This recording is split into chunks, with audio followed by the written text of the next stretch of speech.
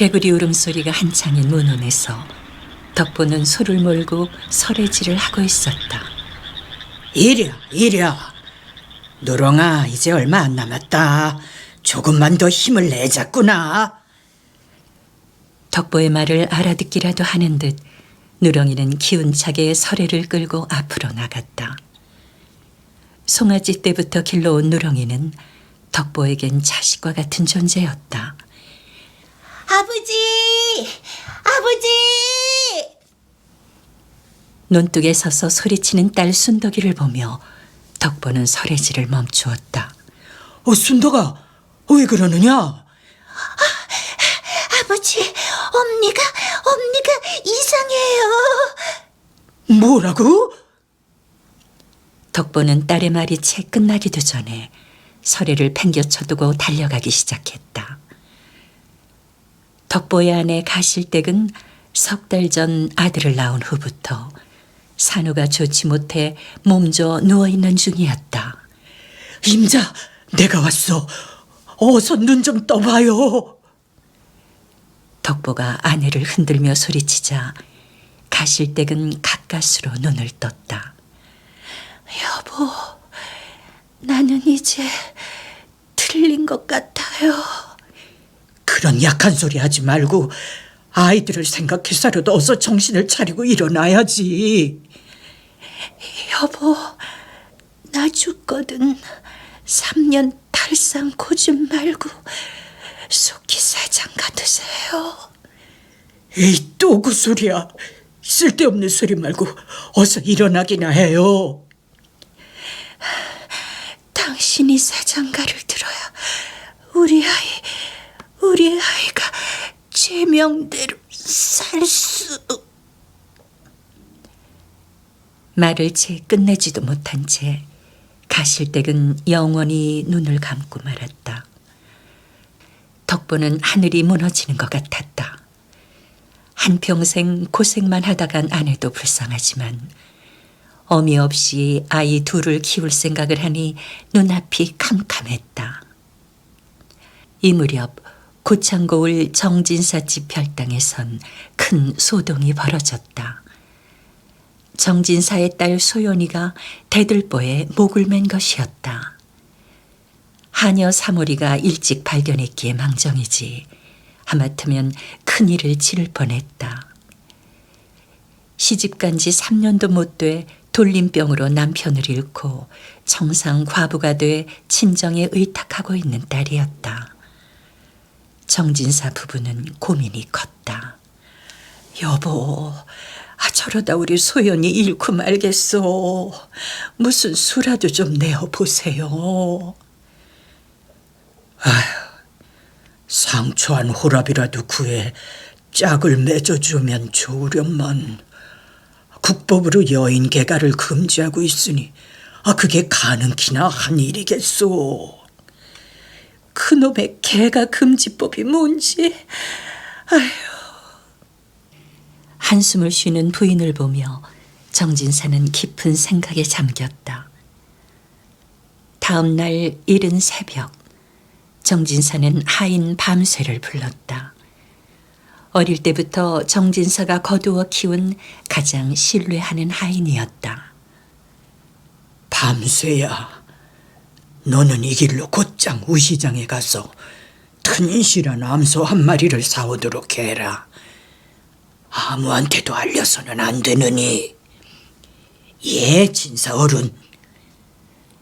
엽전 꾸러미를 받아든 밤새가 대문간을 나서려는데 하인 억수가 뒷간에서 바지춤을 추스르며 나왔다. 야, 이른 새벽부터 어딜 가는 거야? 그럴 일이 좀 있어. 자식, 진사어른 고임받는다고 으스대기는.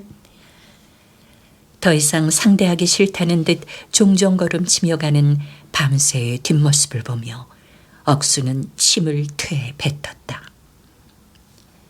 한편 아내의 장례를 치른 덕보는 소를 몰고 집을 나서고 있었다. 그동안 밀린 아내의 약값과 장례를 치르느라 진 빚을 감당할 수 없어 눈물을 머금고 누렁이를 팔기로 한 것이었다. 마침 소를 사러 우시장으로 가던 밤새는 덕보가 몰고 가는 누렁이를 보고 발을 멈췄다. 그 소 팔려고 하쇼? 그렇소만. 그놈 참 듬직하구만. 뭐 우시장까지 갈 것 없이 나한테 파시오. 내 소값은 넉넉히 쳐드릴 테니. 흥정은 쉽게 마무리됐고 소값을 치른 밤새는 발을 뻗대며 저항하는 누렁이를 고삐로 후려치며 끌고 갔다. 움머 하는 울음소리를 남기고 체념한 듯 끌려가는 누렁이를 보며 덕보는 가슴이 메어졌다. 밤새가 소를 사온 날 밤, 정진사는 그를 사랑방으로 은밀히 불렀다. 이제부터 내가 하는 말을 잘 새겨 듣거라. 예, 진서어른. 내 너를 믿고 우리 소연이를 맡기기로 했다. 예, 그게 무슨 말씀이온지? 소연이와 네가 한평생 넉넉히 살만한 돈과 폐물을 마련해 놨으니 날이 밝기 전에 소연이를 데리고 떠나게나. 우리 소연이는 죽은 사람으로 해놓을 테니 멀리 아무도 모르는 곳에 가서 터를 잡고 새 삶을 시작하기 바라네.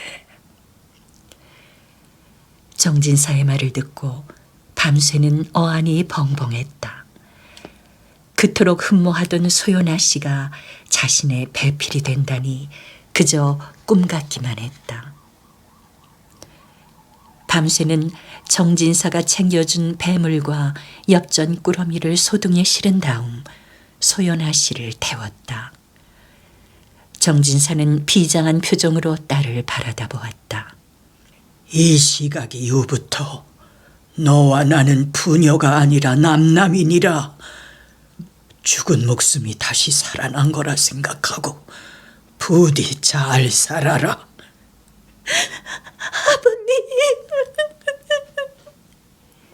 흐느끼는 딸을 애써 외면하며 정진사는 밤새를 재촉했다. 어서 떠나게. 나리마님, 그럼... 하직인사도 변변이 울리지 못한 채 서둘러 정진사 집을 떠난 밤새는 소를 몰고 캄캄한 밤길을 부지런히 걸어 첫 닭이 울기 전에 읍내를 벗어났다. 서편 하늘에 뜬 희미한 초생달만이 그들의 모습을 지켜보고 있을 뿐이었다. 밤새와 소연이 고갯마루를 넘어서려는 순간 장승 뒤에서 불쑥 나타난 검은 그림자가 그들 앞을 가로막아섰다. 목숨이 아깝거든. 고삐를 놓고 가지 그래. 겁에 질려 돌처럼 굳어진 두 사람을 향해 낯을 든 그림자가 한 발 다가오고 있었다. 아니, 너는 옥수? 왜? 놀랐냐? 진사어른이 니놈한테 소 사오라고 시킬 때부터 줄곧 지켜보았다고. 날 따돌리고 너 혼자만 팔자를 고치겠다고? 옥수야. 내 이름 부르지도 마라. 넌 친구도 무엇도 아니오. 이 낫에 죽고 싶지 않거든. 얼른 수고피를 놓고 가자. 억수는 낫을 사납게 휘두르며 밤새에게 달려들었다. 뒷걸음질 치던 밤새는 더 이상 밀리지 않겠다는 듯 낫을 든 억수의 팔을 잡고 늘어졌다. 생사를 건 둘의 필사적인 격투가 벌어지고 있었다. 낫이 번뜩이고 피가 튀는 무시무시한 광경을 지켜보던 소연은 외마디 비명을 지르며 소등에서 그만 기절을 해버렸다. 그 순간 소연을 태운 소는 어슬렁 산비탈을 내려가기 시작했다. 싸움에 정신이 팔린 밤새와 억수를 남겨두고 소는 이내 어둠 속으로 사라져버렸다.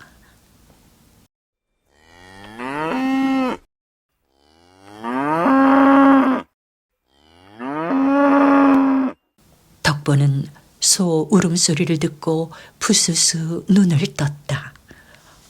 아이고, 소염을 줄 때가 지났네.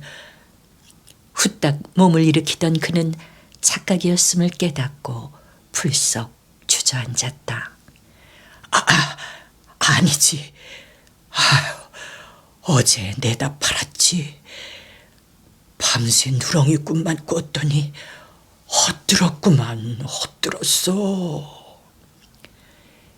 고개를 흔들며 허탈한 표정을 짓는데 다시 소 울음소리가 들려왔다. 분명 귀에 익은 소리였다. 덕보가 방문을 열고 나가보니 그곳엔 뜻밖에도 마당에 누렁이가 서 있었다.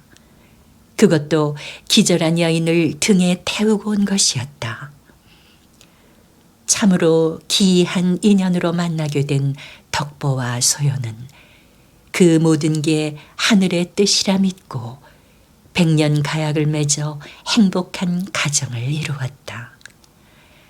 사람들은 주인을 위해 복동이를 업고 온 소를 생원님이라 부르며 그 충성스러움을 칭송했다고 하며 소마을이란 이름이 붙은 영광군 우평리에는 우생원이라 불리던 소의 무덤이 있었다고 전한다. 농경생활 위주였던 우리 선조들의 삶에 있어서 소는 가장 충실한 일꾼이자 튼실한 살림미천이었습니다. 힘겹게 쟁기질을 하고 그 무거운 줌수레를 끌면서도 불평 한마디 없이 오로지 주인에게 충성을 바쳤던 소는 가축 이상의 존재로 대접받았습니다. 그러나 이제는 우리와 소의 끈끈한 유대감도 사라지고 식용으로 집단 사육 당하고 있는 소를 보는 마음이 못내 쓸쓸하기만 합니다. 우리나라 방방곡곡에서 전해오는 소에 대한 많은 전설은 우리 선조들을 소를 얼마나 사랑하고 귀하게 여겼는지를 잘 보여주고 있습니다.